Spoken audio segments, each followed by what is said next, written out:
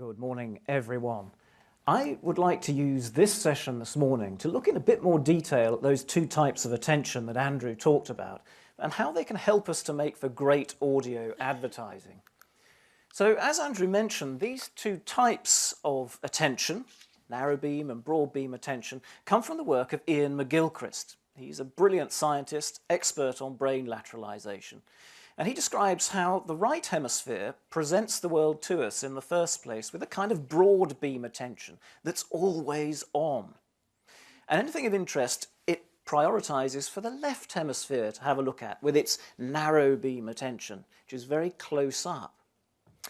The right hemisphere is responsible for 4 of the 5 types of attention. Alertness and vigilance, so telling us that there's something happening just at the edge of our awareness, just off stage, if you like.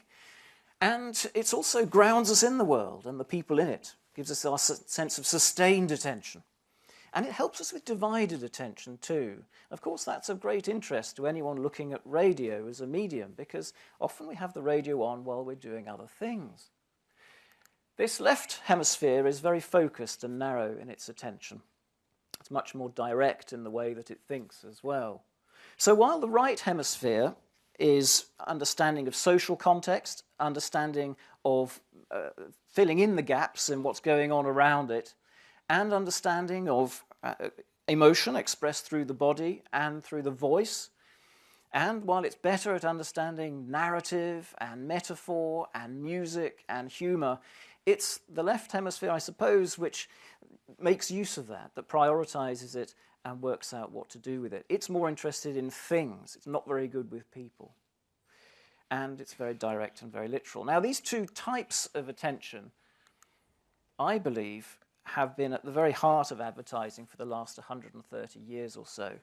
2 schools of advertising. One that's interesting to everyone in the broad target, and the other that's interesting to those in the narrow buying market, just ready to buy now in the buying window. The one on the right is more interested in the customer, is more human-centric, and the one on the left is more interested in the sale, in the product, and focuses on the product. The one on the right seeks to put brand in memory so that it's favoured above all others. The one on the left drives immediate action. The one on the right believes the audience should be respected, that they will put 2 and 2 together and work out what's happening in the ad, whereas the one on the left believes that the audience is ready to be sold. And the one on the right assumes, I suppose, that the audience will draw its own conclusions. And that's actually what makes advertising memorable. What goes into memory is when you're joining the gaps, filling in the dots, if you like, for yourself. The one on the left promotes a clear course of action and makes it easy for people to buy. And the one on the right works through an emotional appeal, through character, situation, metaphor, humour, music. The one on the left adopts a more direct and literal approach, semi-scientific, me at you. The one on the right keeps the brand before the public. The one on the left gives you a reason why you should buy. The one on the right works now and into the future with lasting effects because it puts the brand into memory. The one on the left works as a series of short-term now, now, now kind of responses. Brand building, you might say, on the right, and perhaps direct response or activation or performance on the left. Now, these two types of advertising can be seen in radio from its very beginnings in the 1920s and 1930s. Let me show you, I'm going to play you a radio ad from that period, the 1920s, 1930s. It's very direct. It's very focused on narrow beam attention. Let's have a listen. For better breakfast, it's Ralston. 1, 2, 3. Shredded Ralston, the ready-to-eat bite-sized cereal. Regular Ralston and instant Ralston, the delicious hot cereals. Look for these whole grain cereals in the red and white checkerboard packages. For better breakfasts, it's Ralston. 1, 2, 3. Now let's listen to an ad which I think is more geared towards broad beam attention, the emotional appeal. Halo, everybody, halo. Halo is the shampoo that glorifies your hair. So halo, everybody, halo.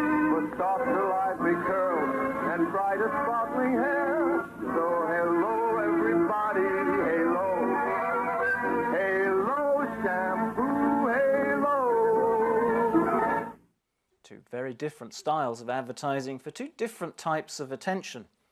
And radio can do both brilliantly. It's the one on the right, though, that is more important for long and lasting and broad effects. And that's the one that I'd like to study now with the help of my two fellow panellists. And I'm hoping that they can perhaps bring me too into the 21st century. So here we go. Hello, both. Hello. So, Georgiana. Georgiana's from Moonpig and Claire is from Specsavers. I'd like to start with you, Georgiana, if that's okay. How do you use radio at Moonpig? So it's a really, really critical channel for us. We tend to use it as part of a multi-mix media campaign alongside AV and digital. But what we found recently, with the help of System1, is that actually our radio ads do work really well as a standalone asset. Recently, actually back in August, we ran radio alone without AV for the first time in a really long time, which is working well for us. We tend to use a mix of linear radio, and more we've started to use digital as well. Wonderful. Well, perhaps we could listen to one of your ads. And now this is an ad that goes back to 2020, but what we're going to do is just show you how people feel during it, and also look at the brand recognition, which will be the pink chart at the bottom. So let's have a listen. Whatever your plans this Christmas, Moonpig can deliver a special card and gift to your loved ones. With greetings and sweet things for Mum and Isaiah, festive bouquets for Millie and Maya, giant Cadbury's for Granny, Christmas cat card for Pete, and a Beer Hawk bundle for Auntie Sophia. For them, from you, with Moonpig. Download the app and shop now while stocks last. Moonpig.com. I think what's really interesting there, if you look at the pink chart, is the way that you, almost from the very opening moment, you know, people know that it's for you. The lips are dry, but that really has established itself, hasn't it? Yes, so we've been running with that piece of sonic branding since the late noughties. I believe it was in our first ever TV ad in 2009. So thank you so much to whoever decided to put that in the sonic first ad. device, isn't it? Yeah, it was certainly a real gift when I joined Moonpig to have this as part of our arsenal. It's amazing, and appeals to the right hemispheres. You know, sense the music, the sound, the. It's joyful, isn't it? It feels. Yeah. Well, I mean, you whistle when you're happy, and that I think makes a lot of people happy. Absolutely. What other? You're using other sounds as well, aren't you? Tell us a bit about absolutely. That. So one thing that often comes up in this sort of piece of System1 research around the right brain is how important having a character is, and actually how important animals are in branding. I think potentially because when there's an animal nearby, you might need to eat it or run away from it. So we actually reintroduced our Moonpigs back in 2021, and what you would think is, oh, well, you could only use them in digital or in sort of AV ads because they're so visual and they're bright pink and they're very cute. But what we've managed to do in our latest audio ads is actually introduce the pig in the scene using their sort of sounds, their snorts, their snuffles, that kind of thing. Yeah. You can do that, I won't.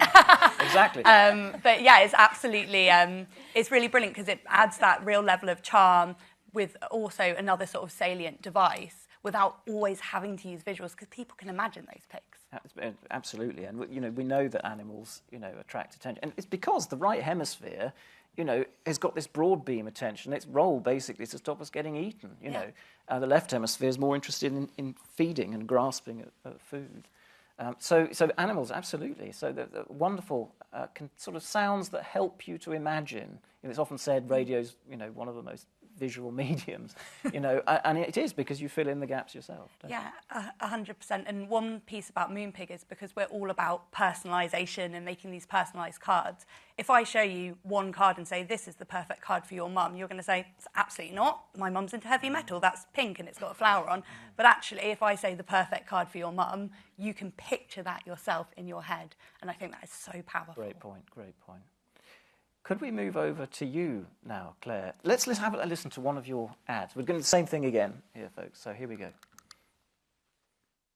Can I help you, sir? Oh, I hope so. It's Jimmy here, my budgie. He hasn't made a sound for weeks, so I thought I'd better bring him down here to the vets. Right. He used to be so cheerful, chirping away all day, but now, listen, nothing. He's lost his voice. Is there anything you can recommend? Maybe try the Specsavers next door? Lost sounds? Specsavers could help you find them. With qualified audiologists and hearing aids from £495, you're better off with Specsavers. Book a free hearing test today.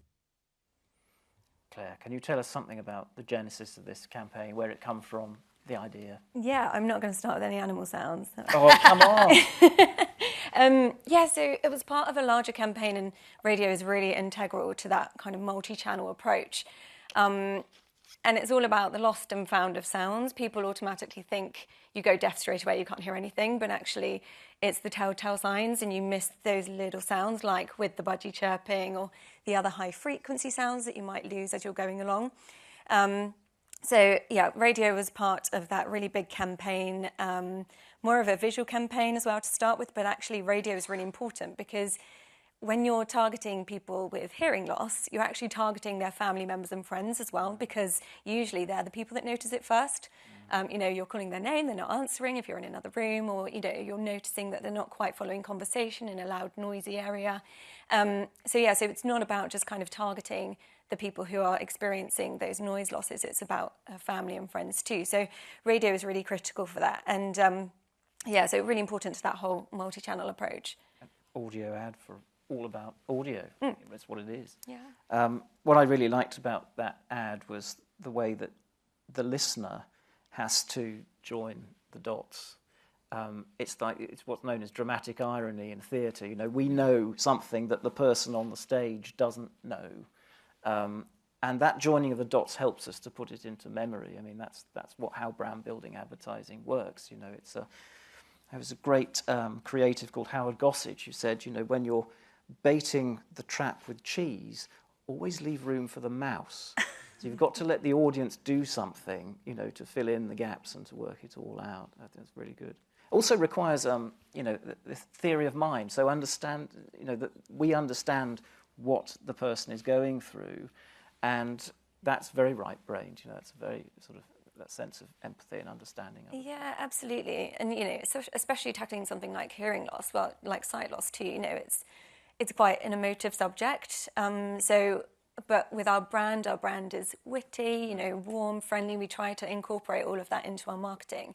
But getting that fine balance between trying to have a bit of fun with it, but also sharing that warmth, because it is such a sensitive subject, is really important to us. And using that right brain theory of, creating that story, getting people really engaged with the brand and the warmth and that storytelling of it is really important to us. G.K. Chesterton once said that humour gets in under the door while seriousness is still fumbling at the handle, and I think that's a lovely metaphor for what's going on here and in your advertising. I mean, both of your ads and campaigns actually have what I describe as a long-running fluent device, whether it's the character in Moonpig or a situation, a scenario that, can be revisited and extended and played with a little bit. What's next for you both, would you think? I mean, you're both playing a little bit with the assets you've created, the living assets you've created. Any clues as to where you're going? Well, I think for us it's continuing to grow from what we're doing currently and looking at more innovative ways of marketing and using radio as part of that as well. There's a lot more we can be looking into as part of those multi-channel approaches.